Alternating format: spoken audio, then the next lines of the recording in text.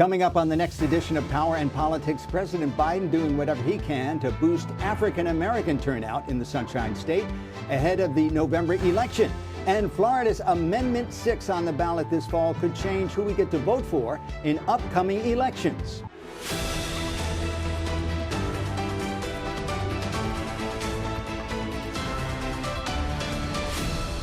Hello and welcome to another edition of Power and Politics. I'm your host, Frank Cipolla.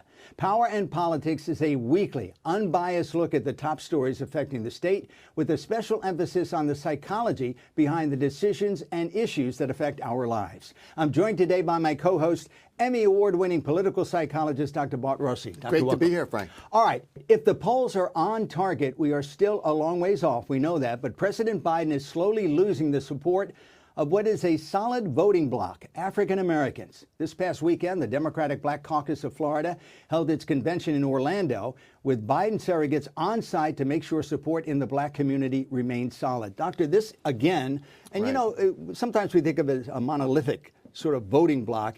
There's all sorts of different aspects within the African American community when it comes to elections. But traditionally, they have voted for the Democratic candidates, starting right. from the mid-1960s on. So what is the issue? Why is the president having trouble with the African-American community? Well, Frank, there's always social issues, of course, that are predominant, and Democrats, black people relate to that. But there's always the interest in the authoritarian figure. It doesn't matter if you're black or white or Hispanic. People who project that authoritarian image gain some attraction with some folks, no matter what their background. And there are some black people who may be attracted to Trump and Trump's move towards a real authoritarian view of what should happen in America.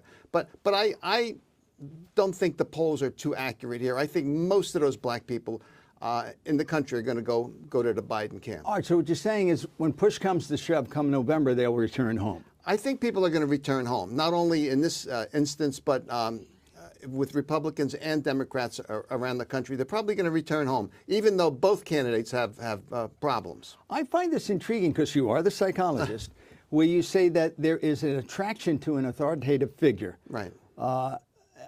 You know, we've never had a president or candidate like that. Was this a candidate waiting to find a constituency or vice versa? Well, Frank, to your question, what I think about is why sometimes people will vote against their own self-interest. They do.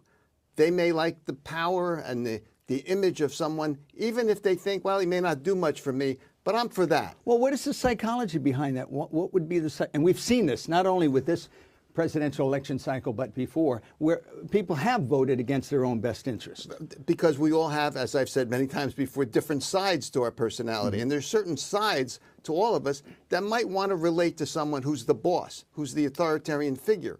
And that's out there. It's there. There's an attraction to that. Sometimes I think that's overwhelmed by other factors, of course. But being the boss, being in charge, there's something to say about that. All right. The other big story this week, of course, the conviction of Hunter Biden on 3 gun counts. He is yet to be sentenced. He's awaiting that. You know, we've had a history in the United States of America of siblings of presidents, right. Children of presidents. You know, we can go back to Roger Clinton, President Clinton's brother. We could go back to Billy Carter, President Jimmy Carter's brother, who got in trouble as well. We could go all the way back to President Teddy Roosevelt. His daughter, Alice Roosevelt, was a bit of a renegade. Okay. So, you know, we all in our families right. have people who are, different than we are. First, let's take it as a father. The president's son convicted. How does that feel for a dad? Well, he has to feel terrible about it, the conviction itself. But on the other hand, I think that he also can stand up for a son who's facing the dilemma, going to court, dealing with it and dealing with it effectively. But I also think the president and Hunter Biden kind of are remiss here. They ought to be thinking about why he didn't plead guilty to these charges. I mean, I don't get it. It doesn't seem like a real case to me. I mean, I believe the prosecution is right. Hunter decided to do things that were illegal, okay? But he should have pled guilty to it, accepted the fine, and moved on. I don't understand why it's such a in psychology terms, a big Megillah. It seems to me. Wait a minute, is that an official term? That's an official term. Okay. Yeah. But That's a medical term. Yeah, yeah. But it seems like this case is bigger than life, and it's about lying on a form for one gun, and he broke the law. I mean, he did. I mean, he is guilty, in my view, and the prosecution is right that his behavior moved in the direction of what is illegal. But why not just plead guilty to things? We have about 30 seconds before your commentary. I'm curious, how does this fit into the campaign? If anything, people feel sorry for the fact that he was addicted and had some serious mental health problems and addiction problems. Beyond that, I don't think it's going to be a big case one way or the other. All right, we'll see what happens, and we'll be here for that. Time now for one of our regular segments, a commentary from Dr. Bart Rossi that we call the Rossi Rant. And Frank, today I'd like to talk a little bit about populism, because it's not only popular here in the United States, but also in Europe, where people are thinking about nationalism and the country. I remember the days of Ronald Reagan and Tip O'Neill. And Tip O'Neill famously said, all politics is local. Well, that's not in vogue anymore. I think we may get back to that, but now people are waving the flag and they're saying they're for America and they're for what's good for us here. But I have a problem with all of this. My issue as a psychologist is that this is really a world economy. We're all part of the world. And I think we ought to see ourselves as part of everything that goes on in the world and not just think of us as individual by itself. So no isolationists? No isolationism, in my view. All right. We are going to take a break, Doctor. When we come back, we'll discuss an often overlooked initiative on the ballot in Florida this November, which could change the political process in the state when Power and Politics continues. Welcome back to Power and Politics. I'm Frank Cipolla, joined by political psychologist Dr. Bart Rossi. We have heard a lot about the proposed amendments on the ballot this November in Florida, including one to legalize recreational marijuana and another to extend the time in which a woman can get an abortion. But what we have not really heard about is Amendment 6. It would end a quarter-century policy which provides certain candidates in the state public money for their campaigns, so-called matching funds. Right. This is done by many states around the country and the federal government. You reach a certain plateau, and the government matches that money so you can continue your campaign. Why would you outlaw this in Florida? I don't get it, actually, because I'm thinking we should move in the direction to make more people want to go into politics and serve. This makes it more for the elite and the people who have money. So if you want to run for office and you have a lot of contacts, you've worked hard your whole life, you have a pretty good reputation, but you don't have a ton of money, how do you run without getting some matching funds? It seems like this is a step backwards to me politically. I was going to bring up that same issue. If you have a multimillionaire who would like to run for something, and you have somebody involved in the community for many years who would like to take a shot at it. How about the guy down the street that's really a great father, a great family person? He's a pillar of the community. He wants to run. He doesn't have the funds. Maybe he needs some funding. He could be responsible for something. But to do it now requires a lot of dollars. And I think matching funds make sense. And Amendment 6 hasn't gotten a lot of publicity. Of course, Amendment 3, the marijuana amendment, and then Amendment 4, which is the abortion amendment, getting all the press. But Amendment 6 is on the ballot in November. It pushes everything towards the elite. Interesting take on it, Doctor. Okay. Governor Ron DeSantis has signed also a controversial law banning the sale of lab-grown meat in Florida. He's also been getting a lot of backlash from both Democrats and Republicans about this. Now, before I even say this, cattle is a big business in Florida. 15% of the land in Florida is used to graze cattle. There are 1.6 million cattle and calves in the state. So I can understand that the governor might want to protect that industry, more power to him. But why do this? I think this is another step backwards, Frank. The lab-grown food is actually the future when it comes to poverty and hunger across the world. This is something that could save the world in many respects. The governor should be saying something, in my view, that is attractive, that brings this type of a corporation into Florida and not exclude it from Florida. I mean, some competition with the cattle industry is good. And business people have always said, competition makes us stronger. I think it would make the cattle industry stronger. A lot of people like what they like. It's not going to be a negative effect on the cattle industry overall. They'll have to deal with it. but there's a lot of need out there, and lab-grown stuff is meaningful. Well, you know, you bring up a good point. I have friends who have told me, hey, we live in the free state of Florida. You've heard this. Yeah. Well, what if I'd like to have a lab-grown meat burger?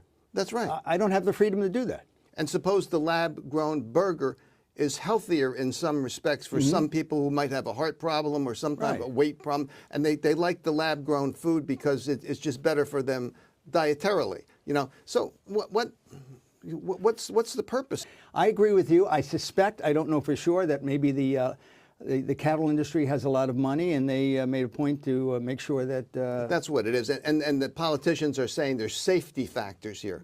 Well, there really are not safety factors here. I mean, everything that's grown in the lab has been passed in terms of testing, and it's looking pretty good. I mean, more safety features in the future, I'm sure. But nonetheless, it doesn't seem like it's a safety issue. All right. Last week, we also discussed the city of Jacksonville leaning on its taxpayers to pay in part for a new NFL football stadium. And this week comes word that Tampa is doing the same with the Tampa Bay Rays Major League Baseball team. New stadium there would cost $1.3 billion, $600 million. Almost half of it will be taxpayer money. This is a pet peeve of mine. I've gone off on this a little bit. You have your pet peeves. I have mine. I love football. I love baseball. Sure. I love watching it. There's not a problem with that. And these teams make a great deal of money with sponsorships, ads, so on and so forth. Right. Why do they need taxpayer money? Why wouldn't a team just take out a loan and say, we'll pay it back? $1.3 billion loan. You know we're going to be here 10 years from now to pay this back. Let's do it that way. And to your point, why not a low-interest loan that the city engineers, okay, so that they'll make a few dollars going forward, but it's attractive for the franchise to pay it off. And therefore, the taxpayer dollar it's really not coming out of our pocket, let's say, okay? And it just doesn't make good sense to me. And I'm surprised that more of us constituents out there, we're not complaining about this. Well, the pitch is always, and you've heard this a zillion times before, it's going to create a community, an area within the city where people will go out to dinner or go to a bar after. And, you know, that seldom happens. If you have an NFL football stadium, especially like we talked in Jacksonville, it's used maybe 8 times per year for sure, 9 if you include preseason. Right. They go into the playoffs maybe a couple more times. So for 10 days it's used. The rest of the time maybe college football, maybe soccer, maybe whatever the case may be. But often it's just empty. And whatever it brings in, you know, that whole thing is dwarfed by the money that taxpayers have to pay. Exactly. So again, to your point, it seems to me like a loan, some kind of a loan that is set up properly would be in the best interest of everybody. But this is what you call logical, and sometimes it's not logical. Logical is not in style, as we've said. You've said that before. All right, we're going to take a break. When we come back, we see who basked in the sunshine this week and who got drenched with one of our favorite segments, Sunshine or Showers, when Power and Politics continues. Welcome back. The weather in Florida, especially this week, if you were around, was changeable at best. Some peaks of sunshine, but mostly pouring rain. So using that as a backdrop, we see who is up and who is down this week in a segment we call Sunshine or Showers. And Doctor, we start with you. Who is in the sunshine this week? Frank, I have Miami-Dade County. In the here, sunshine. Yeah, here in Florida for a very good reason. Their gross domestic product, the way they measure, you know, economies. This county in Florida, Miami-Dade, is in the top 10 in the United States because they've dramatically increased business. It seems like the county's doing extremely well financially, and I think we should tip our cap to these folks who are working there, the politicians, the people in charge of the county. They're doing a really good job because it's growing and it's really very vibrant. Yeah, well, Miami's a vibrant city, and the surrounding area. It was down for quite a while. Now it's really back up, and it should be highlighted here in our sunshine. All right, Miami-Dade County in the sunshine. And for you. Now, who do you? Oh, you asked me who's in the sunshine? Please. This is posthumously given to Bill Anders. I don't know if you heard this week, Apollo 8 astronaut Bill Anders passed away in a plane crash. He was a pilot even at 90 years old off the coast of Washington State. He lived in Florida many years. He was involved in the Apollo program. I am a bit of a space nut, but Bill Anders is known for one thing. He went to the grave being known for one thing, and that is that famous photograph. You're seeing it on the screen now called Earthrise. Oh. And he took that photograph in Apollo 8. I don't want to get too deep into the weeds here, but Apollo 8 wasn't really supposed to happen. Apollo 8 was supposed to be Apollo 9, but the lunar module was not ready. So they sent Frank Borman, Jim Lovell, and Bill Anders to circle the moon in 1968. It was the first time anybody had left the gravitational pull of the Earth.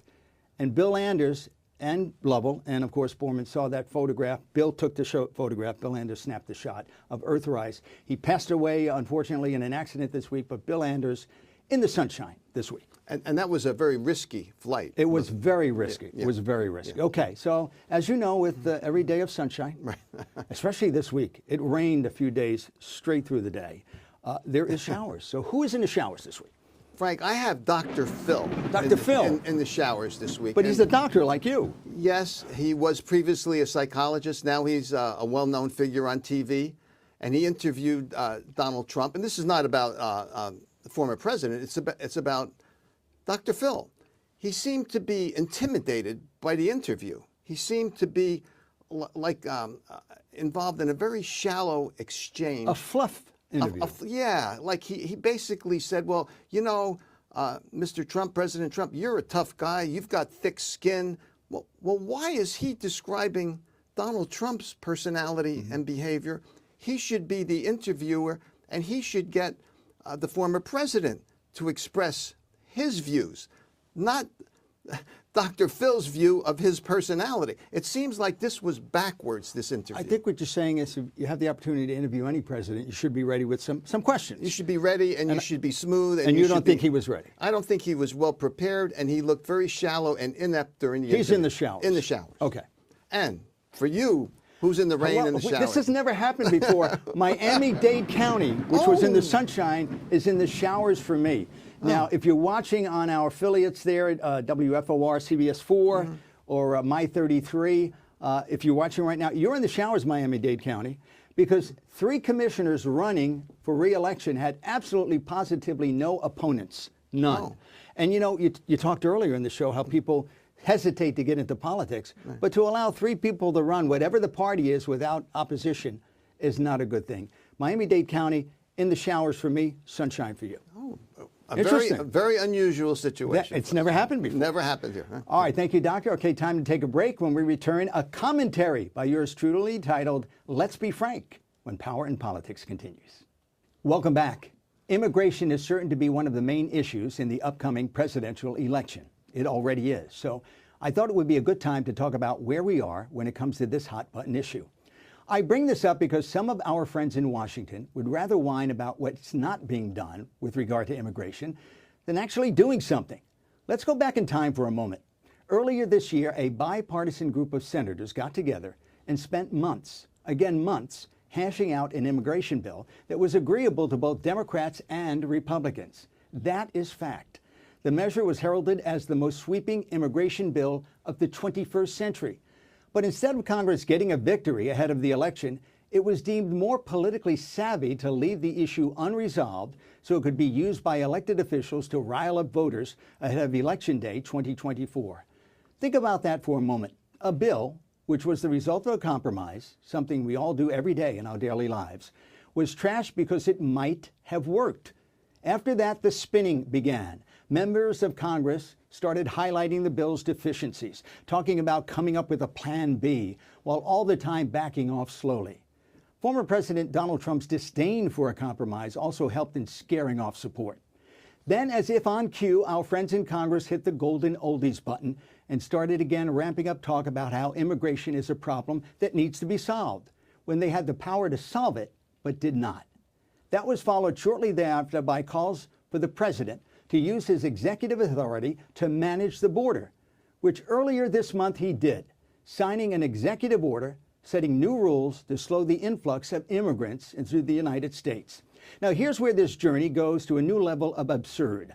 Congressional members, who again had the power to pass an immigration bill and the go-ahead from the president, who agreed to sign it, are now calling President Biden's executive order to manage the border crisis a political stunt.